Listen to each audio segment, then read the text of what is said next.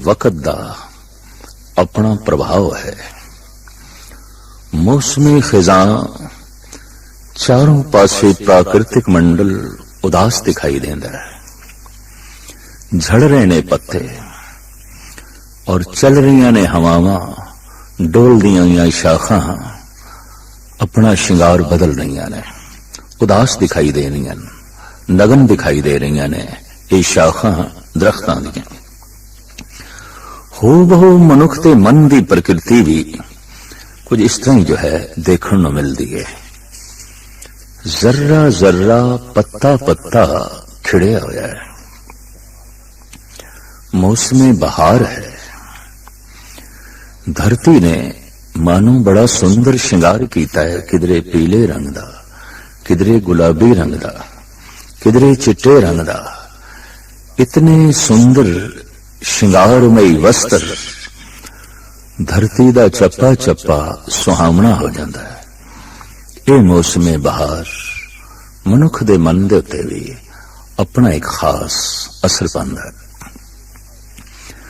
गर्मी दी रुत आ गई है, मन की हालत कुछ और हो गई है। ठंड आ गई है, शरीर ठिठर रहा है।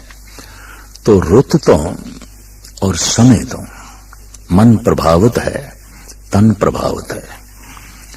सर्दी आ गई है, सानू कपड़े बदलने पैंदे ने, मोटे कपड़े, गर्म कपड़े लबने पैंदे ने।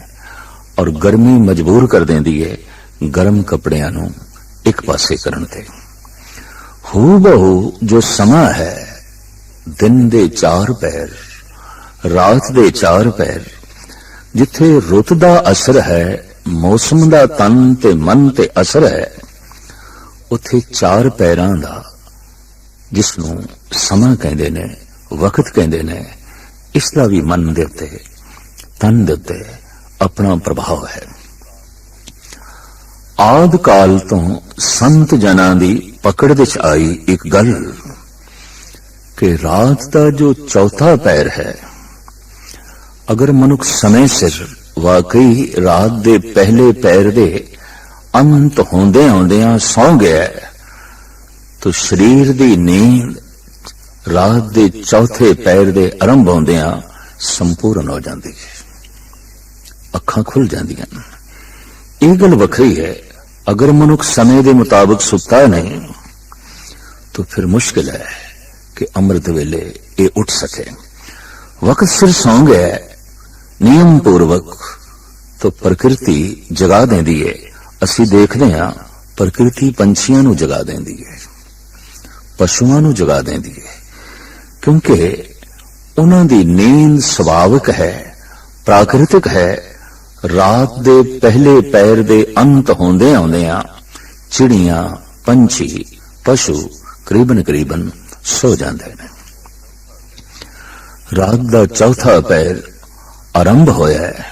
चहचहांदे हुए पंछी उठ बैठते ने, गऊआं उठ बैठदियां ने, बछड़े बोलन लग पैंदे ने गऊआं दे। सारे दा सारा पशु जगत समय तो प्रभावित है। वक्त सुलांदा है, वक्त जगा देंदा है। मनुख ने अपनी नींद नू प्राकृतिक नहीं रहन दिता और किधरे किधरे अपने जागण नू भी प्राकृतिक नहीं रहन दिता। वैसे तो देखा जाए इहदा खान पान पैरान भी प्राकृतिक नियम के मुताबिक नहीं है। यही कारण है कि जैसे मनुख प्रकृति तो दूर होंदा गया, परमात्मा तो भी दूर होंदा गया। परमात्मा के निकट आने लई इसनू प्रकृति के निकट आना ही पएगा, प्रकृति के प्रभाव नू कबूल करना ही पएगा और उहदी नियमावली नू जिंदगी का अंग बनाना ही पएगा। तो बहुत पुराने समय तो जो अध्यात्मिक चिंतन करते सन, हर वक्त मन नाल जिन्हां दी घोल रहिंदी सी, मन की साधना ते तल ते जीण वाले अंतर्मुखी पुरुष, उन्हां दी पकड़ विच आया रात दा चौथा पैर भजन लई बड़ा सहायक है, बहुत सहायक है, मदद करता है। कहंदे ने ढंग नाल भोजन कीता होवे रात नूं तो भोजन आलस पैदा करके नींद लियाउंदा है। ये नींद उस भोजन नूं पचा देंदी है और जब नींद पूर्ण तौर ते पचा देंदी है, भार हल्का आउंदा है, आलस मध्यम आउंदा है, ये जाग पैंदा है। दोबारा शरीर नूं भोजन दी लोड़ है ते हुण शरीर नूं भजन दी भी लोड़ है। मन भजन भी चाहता है। इस समा कहंदे ने 100 लुकमे दिन दे ते 1 लुकमा सुबह दा। सारी दिन दी साधना ते अमृत वेले दे 1 पल दी साधना बराबर हो जाती है। समा मदद करता है। धन गुरु नानक देव जी महाराज ते साफ कहंदे ने, जे एक होए तां उगवे, रुती हो रुत होए। एक ते बीज ठीक होवे, मुकम्मल होवे, पर बीजण वाली रुत भी ते चाहिदी है। मौसम दे अनुकूल जो किसान बीज नहीं बीजदा, सही ढंग नाल वो प्रफुल्लित भी नहीं होंदा। वो पूर्ण फसल नाल अपने घर दे कोठे भर भी नहीं सकेगा। तो ये जो रात दा चौथा पैर है, इसनूं साडे देश दे प्राचीन सनातनी ऋषियां ने कहा, ये ब्रह्म मुहूर्त है। ब्रह्म दे चिंतन दा समय है, ब्रह्म नाल जुड़न दा वक्त है। इसनूं धन गुरु नानक देव जी महाराज ने अमृत वेला आख्या। ऐसा समा जद अमृत दी वर्षा हो रही है। इसनूं इस्लाम दे महान बानी मोहम्मद साहब ने कहा, अलल सुबह, अल्लाह दी सुबह, अल्लाह दी सवेर। ओ सुबह जो सुभावक अल्लाह नूं चेते करा देंदी है। थोड़ी जिहां भी किसी मनुख दे अंदर अंतर्मुखी होने दी जागृति है, तो यह समा बहुत मदद करता है, बहुत मदद करता है। धन गुरु रामदास जी महाराज दा फरमान, हर अमृत वेले वत्ते का बीजिया, भगत खाए खर्च रहे निखुट्टे ना। अंतिश करन दी धरती दे जो अमृत वेले नाम दा बीज बो छड़दा है, बरकतां नाल झोलियां भर जांदियां ने। वो लोक परलोक अपना सुहेला कर लेंदा है। इस समय जो जागे है और इस समय जो बंदगी विच लीन होया है, दुनिया भर दे बंदगी दे विच पुगे होए पुरुष संत जन उस साधक तो फिदा जांदे ने। अवतारी पुरुष भी जो है सदके जांदे ने। भाई साहब भाई नंदलाल ते कहंदे ने, शबद कुर्बान खाके राहे संगत, दिले गोया हमी बस आरजू करत। एक कोई आरजू रह गई है, हे गुरुदेव, अमृत वेले ਜਿਹੜੀਆਂ ਸੰਗਤਾਂ ਤੁਹਾਡੇ ਮਾਰਗ ਤੇ ਚੱਲ ਪੈਂਦੀਆਂ ਨੇ, ਉਹਨਾਂ ਦੇ ਕਦਮਾਂ ਦੀ ਖਾਕ ਮੈਨੂੰ ਬਣਾ। ਉਹ ਕਦਮ ਬੜੇ ਪਾਵਨ ਨੇ, ਉਹ ਚਾਲ ਬਲੀ ਮਹਾਨ ਹੈ।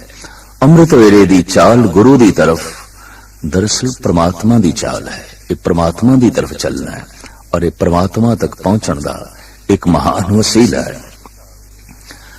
भाई साहब भाई नंदलाल ते इत्थे तक कहंदे ने, थोड़ी जिहां भी जिस किसी दे अंदर जागृति पैदा हुई है, उसने एक गल समझ ली है कि अमृत वेले जो सुता रह गया है, मानो उदी नींद हराम है, वो हराम सोया है। बेदारी अस्त जिंदगी ऐ साहिबान शौक, गोया हराम करदन आइंदा ख्वाब सुबह। थोड़ी जिहां भी बेदारी जागृति किसी दे अंदर पैदा हुई है, उस मनुख ने आइंदा दे वास्ते अमृत वेले दा सोना मानो हराम कर छड़दा है, भाव नहीं सौंदा। सुभावक वो जागदा है और अमृत वेले तो लाभ उठांदा है, उस समय तो लाभ उठांदा है। भाई गुरदास जी ते एक प्रार्थना कर देन अकाल पुरख दे अगों। आप कहंदे ने, नख सिसलो सगल अंग रोम रोम कर, काट काट सिखन के चरण पर वारिए। हे परिपूर्ण परमात्मा, मन दी ए भाव दशा बनी है कि पैर दी उंगलियां दे नाखून तो लैके सिर दे केसां तक नक सिसलो सगल अंग रोम रोम कर समुचे शरीर दे रोम रोम दे टुकड़े कर दिते जान मेरे शरीर दे। मेरी ये चाहत, मेरी ये मंग, फिर इन्हां टुकड़ियां नूं की करिए? काट काट सिखन के चरण परवारीए। इन्हां नूं कट कट के पुरजा पुरजा करके गुरु के जो सिख ने उन्हां दी कदमां तो सदके करो, उत्थे निछावर करो, फिर भी आखिर मांस दे टुकड़े ते बचणगे। की करिए? आप अगां चल के कहंदे ने अगन जराए ताहें पीसन पिसाए ले उड़े पवन होए अनेक प्रकारिए। फिर मेरे मांस दे टुकड़ियां नूं जला देना, बचियां रहन जो हड्डियां उन्हां नूं पी देना। फिर पवन राणी दे चरनां च बेनती करनी, जोदड़ी करनी मेरी राख नूं ते हड्डियां दे जरियां नूं उड़ा के ले जाए। आप कहंदे ने अगन जराए ताहें पीसन पिसाए ले उड़े पवन होए अनेक प्रकारिए। तो पवन उड़ा के ले जाए, आखिर पवन हर वक्त इस खाक नूं और हड्डियां दे चूरे नूं अपने कोल रख नहीं सकती, किधरे न किधरे ते सुटेगी। तो भाई जी कहंदे हाँ हाँ ये सुटे, पर किथे सुटे?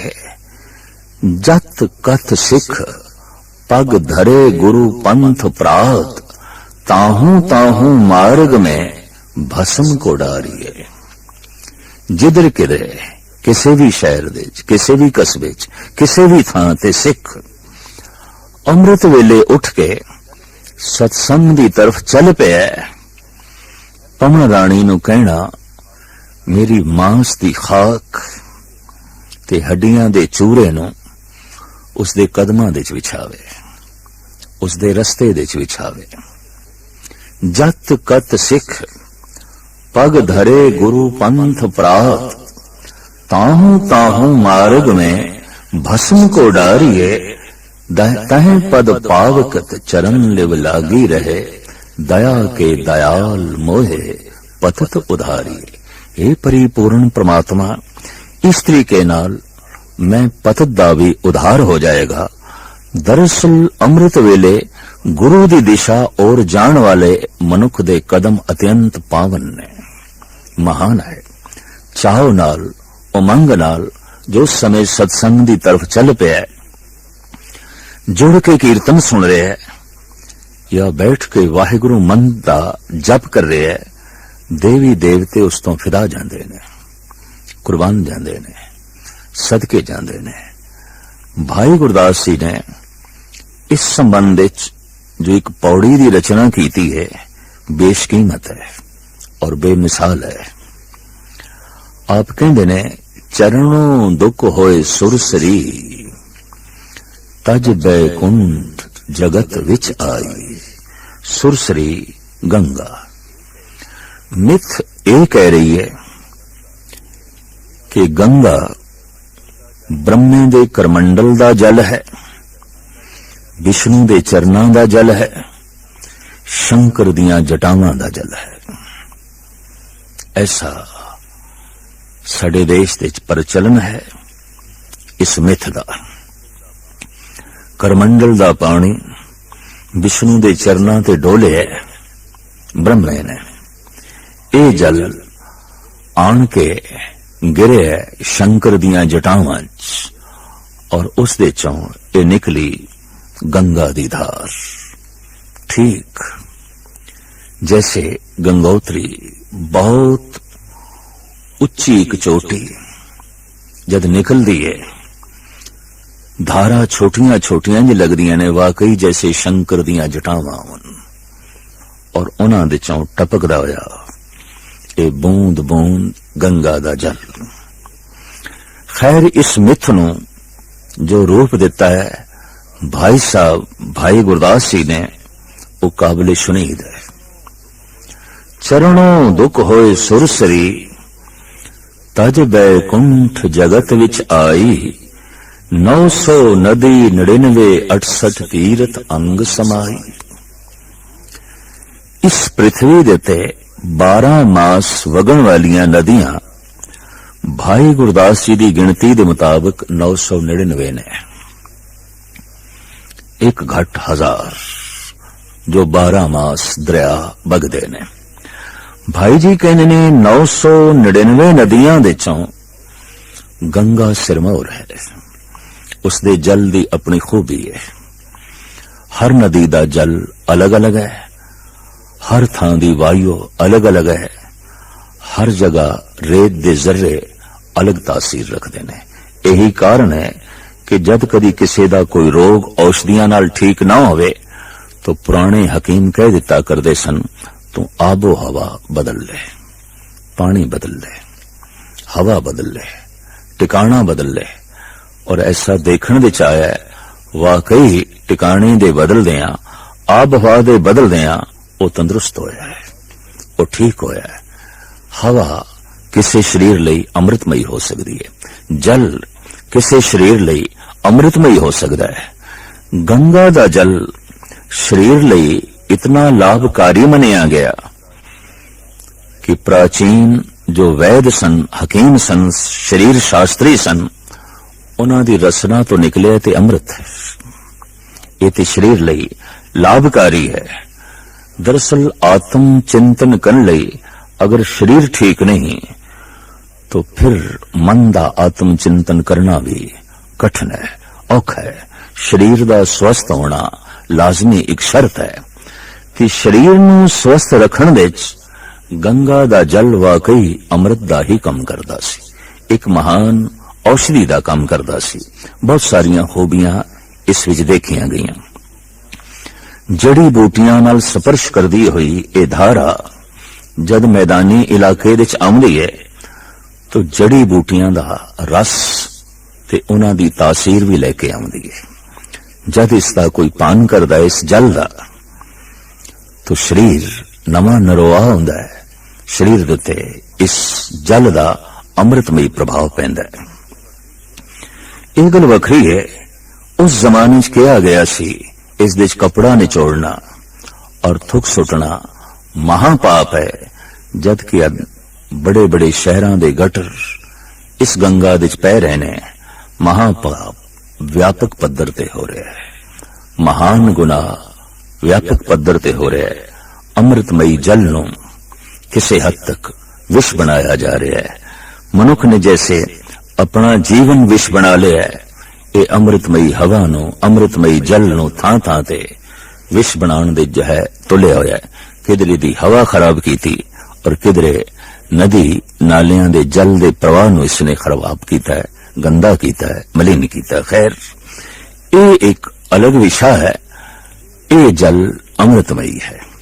इस वास्ते भाई साहब भाई गुरदास जी कहते ने 999 नदियां दे चों गंगा सिरमौर है। 900 नदी 99 68 तीरथ अंग समाई। 68 तीरथ इस दे किनारे ते बने हुए ने। देव प्रयाग, रुद्र प्रयाग, करण प्रयाग, ऋषिकेश, हरिद्वार, बनारस, प्रयागराज दा संगम इत्यादि छोटे वड्डे तीरथ इस दे तट ते बने हुए ने। तीर्थां दी शोभा बनी हुई है। तीर्थ गंगा दे तट ते सुभायमान दिस रहे ने। थां थां ते तीर्थां ते जाके लोकी अपना तन मन इशनान द्वारा सही करने की कोशिश दे लगे रहंदे ने। तो भाई जी कहने 68 तीरथ गंगा दे तट ते बने हुए ने। 68 तीरथ अंग समाई। तेहलो की परवान है, महादेव लै सीस चढ़ाई। इसकी महिमा 3 लोकां दे है और शिव जी ने इसनों अपने मस्तक दे स्थान दिती। देवी देव सरेवड़े, जय जयकार बड़ी बड़े आई। बड़ी महिमा है, बड़ी उपमा है। देवी देवते तक उपासना करते ने, नमस्कार करते ने। जद वगदा होया इतना अमृतमयी जल, इतनी वड्डी धारा, तो दिस पैंदा है प्रभु दी बहुत वड्डी बख्शिश, बहुत वड्डी रहमत। कहंदे ने सालां बद्दी भी गंगा दा जल बोतलां च रख दईए, गंदा नहीं आउंदा, बदबूदार नहीं आउंदा, वो अपनी असलियत गवांदा नहीं। ऐसी एक औषधि है, जैसे जैसे पुराना होंदा जाए उहदे च नवीनता निखार आंदा जांदा है। तो वाकई ये जल जल ना होके अमृत है। लेकिन हुण भाई साहब, भाई गुरदास जी जो अपना नजरिया अंकित करते ने, वो भी अपनी महानता रखता है। सन गंगा बैकुंठ लख, लख बैकुंठ नाथ लेवलाई। एक गंगा नहीं, लखा। और एक ब्रह्मे दे करमंडल दा जल नहीं, लखां ब्रह्मंड है करमंडल दा जल जो ब्रह्मे दे हथ दे चोवे। एक शिव जी नहीं, लखां ही शिव जी दे मस्तक दा जल। और एक विष्णु नहीं, लखां ही विष्णु दे चरनां दा जल। सन गंगा बैकुंठ लख, और एक बैकुंठ नहीं, लखां बैकुंठ, लखां गंगा, लखां विष्णु दे चरनां दा जल, लखां ही शिव जी दे मस्तक दा जल, और लखां ही ब्रह्मियां दे करमंडलां दा जल। सन गंगा बैकुंठ लख, लख बैकुंठ नाथ लिवलाई। साधु धूर न पुजने, साध संगत सतगुरु शरनाई। अमृत वेले सत्संग विच बैठ के जो अपने मन की साधना कर रहा है और सुरत शब्द दे जोड़ के बैठा है, भाई गुरदास जी कहते हैं उसके कदमां तो लखां गंगा कुर्बान कीतियां जा सकदियां, सदके कीतियां जा सकदियां। वो इतना महान है। फिर सतगुर दी बाणी ते खुल के कहंदी है, जन के चरण तीरथ कोट गंगा। ऐसा जो पुरुष है, ओदे चरणां दी जिहड़ी धूड़ है, मानो करोड़ां गंगा दा इशनान है। उसका आत्म चिंतन अमृत वेले दा चरण जिथे रखेगा, रेत दे सरियां नूं अक्सीर बना देगा। इतनी महानता है उस समय साधना करन दी। देखिया जाए पंछियां दे खूबसूरत नगमे उस समय सुनन नूं मिलदे ने, चहचहाट, कलोल, खेड़ा ते खुशी। ऐसे समय अगर कोई सुता रह गया है तो उस तो ज्यादा होर कोई बदकिस्मत नहीं है। और उस समय जो उठ बैठा है आत्म चिंतन लई रूहे जमीन विच, उस तो ज्यादा खुशकिस्मत लभना भी औखा है। वो महान खुशकिस्मत मनुख है। धन गुरु नानक देव जी महाराज दा फरमान, परिपूर्ण परमात्मा दे चरनां दे सब तो वड्डी जिहड़ी भेंट है, वो भेंट अमृत वेला ही है। बस उस समय नूं तू परमात्मा दे अगों रख भाव। उस समा परमात्मा लई है। धन कमाण दा अलग वक्त, भोजन छकण दा अलग, शरीरक क्रियावां दे अलग समय, और समाजिक संबंध, आर्थिक रिश्ते, राजनीति दा वेला, इस दे लई अपने अपने समय ने। पर रात दा चौथा पैर प्रभु नाल मिलन दा समय है, ईश्वर नाल जुड़न दा समय है। इस समय नूं तू ईश्वर दे ही अर्पण कर, प्रभु दे अर्पण कर। ये समा अपने कोल ना रखें, सुता ना रह जाए। उठ उस समय। और ये उठना एक बंदगी है, उठना एक इबादत है। यही कारण है कह दिता गया, ये सुबह सुबह अल्लाह दी है, ये सुबह, ये सवेर, ये मुहूर्त ब्रह्म है, ये समा अमृत वेला है, अमृत दी बरखा हो रही है। दरअसल कहने ने उस समय माया सुत्ती पई हुंदी है। माया दे सुते रहने तो मुराद यह है, अक्सर लोग सुते पे ने, तो दुनिया जो सुती पई है तो बोल भी बंद ने। करीबन करीबन ਨਵੇਂ ਫੀਸਦੀ ਜੋ ਮਨੁੱਖ ਦੇ ਬੋਲ ਹੁੰਦੇ ਨੇ, ਸਮਾਜਿਕ ਹੁੰਦੇ ਨੇ, ਆਰਥਿਕ ਹੁੰਦੇ ਨੇ, ਰਾਜਨੀਤਿਕ ਹੁੰਦੇ ਨੇ, ਔਰ ਉਹਨਾਂ ਬੋਲਾਂ ਦੇ ਨਾਲ ਵਾਤਾਵਰਣ ਮਲੀਨ ਹੁੰਦਾ ਹੈ। ਉਹਨਾਂ ਬੋਲਾਂ ਦੀਆਂ ਤਰੰਗਾਂ ਚਾਰੋਂ ਪਾਸੇ ਛਾ ਜਾਂਦੀਆਂ ਨੇ। ਨਵੇਂ ਇਬਾਦਤ ਕਰਨ ਵਾਲੇ ਬੰਦੇ ਨੂੰ, ਧਿਆਨ ਸਾਧਨਾ ਕਰਨ ਵਾਲੇ ਬੰਦੇ ਨੂੰ ਇਹ ਬੋਲ ਔਰ ਉਹਨਾਂ ਬੋਲਾਂ ਦੀਆਂ ਤਰੰਗਾਂ ਪ੍ਰਭਾਵਿਤ ਕਰਦੀਆਂ ਨੇ, ਨਾਮ ਜੁੜਨ ਦੇ ਵਿੱਚ ਬਾਧਾ ਖੜੀ ਕਰ ਦਿੰਦੀਆਂ ਨੇ। ਤੋ ਜਗਤ ਤੇ ਸੁੱਤਾ ਪਿਆ, ਇਹ ਤਰੰਗਾਂ ਪੈਦਾ ਨਹੀਂ ਹੋ ਰਹੀਆਂ। ਐ ਮਨੁੱਖ, ਤੂੰ ਉੱਠ ਬੈਠ, ਆਪਣੇ ਅੰਦਰੋਂ ਅਧਿਆਤਮਿਕ ਤਰੰਗਾਂ ਪੈਦਾ ਕਰ, ਤਾਕਿ ਪ੍ਰਮਾਤਮਾ ਦੀ ਬਖਸ਼ਿਸ਼ ਜੋ ਬਰਸ ਰਹੀ ਹੈ ਉਹਦਾ ਤੂੰ ਪਾਤਰ ਬਣ ਸਕੇ ਔਰ ਆਪਣੀ ਝੋਲੀ ਦੇ ਜੋ ਹੈ ਪਾ ਸਕੇ। ਧੰਨ ਗੁਰੂ ਨਾਨਕ ਦੇਵ ਜੀ ਮਹਾਰਾਜ ਨੇ ਇਸ ਨੂੰ ਐਸਾ ਕਿਹਾ, ਅੰਮ੍ਰਿਤ ਵੇਲਾ ਸੱਚ ਨਾਮ ਵਡਿਆਈ ਵਿਚਾਰ। ਅੰਮ੍ਰਿਤ ਵੇਲੇ ਉੱਠ ਕੇ ਸੱਚੇ ਨਾਮ ਦਾ ਚਿੰਤਨ ਤੇ ਉਸ ਵੱਡੇ ਦੀਆਂ ਵਡਿਆਈਆਂ ਦੀ ਵਿਚਾਰ ਤੂੰ ਕਰ। ਇਹ ਗੱਲ ਵੱਖਰੀ ਹੈ ਕਿ ਦਿਨ ਭਰ ਵੀ ਤੂੰ ਵਿਚਾਰ ਕਰ ਸਕਦਾ ਹੈ, ਪਰ ਉਹ ਤਰੰਗਾਂ ਉਸ ਵਿਚਾਰ ਨੂੰ ਗਹਿਰਾ ਨਹੀਂ ਜਾਣ ਦੇਣਗੀਆਂ ਜੋ ਚਾਰੋਂ ਪਾਸੇ ਫੈਲੀਆਂ ਹੋਈਆਂ ਨੇ। ਰਾਤ ਨੂੰ ਸਰੀਰ ਵਿਸ਼ਰਾਮ ਦੇ ਜਾਣਾ ਚਾਹੁੰਦਾ ਹੈ ਤਾਂ ਸਰੀਰ ਦੀ ਚੇਤਨਾ, ਸਰੀਰ ਦੀ ਸ਼ਕਤੀ ਸਾਰੀ ਸੁਕੜ ਰਹੀ ਹੈ, ਮੁਸ਼ਕਿਲ ਹੈ। ਉਸ ਸਮੇਂ ਤੂੰ ਸੰਘਰਸ਼ ਕਰਕੇ ਪ੍ਰਭੂ ਦਾ ਜੋ ਹੈ ਚਿੰਤਨ ਕਰ ਸਕੇ। ਇਹ ਸਮਾਂ, ਇਹ ਵਕਤ ਮਦਦ ਕਰਦਾ ਹੈ। जैसे पहाड़ ते एक मनुख निर्भर होके चल रहा है, पर एक ने सिर दे ते एक मन का वजन रखे होया है, तो कठिन होवेगा उसनू जो है चढ़ना। अमृत वेले मनुख निर्भर होंदा है, दिल दिमाग ते कोई बोझ नहीं होंदा, वो समा मदद करदा है। धन गुरु नानक देव जी महाराज ने इसकी महिमा गायन करदे होया कहा, दुनिया दियां सारियां बरकतां उस मनुख दे झोली दे च आण पैंदियां ने जो उस समय उठ के वाहिगुरु नाम दा अभ्यास करदा है, वाहिगुरु नाम दा चिंतन करदा है। इस चिंतन द्वारा उसदा प्रभु नाल संबंध जुड़दा है ते प्रभु नाल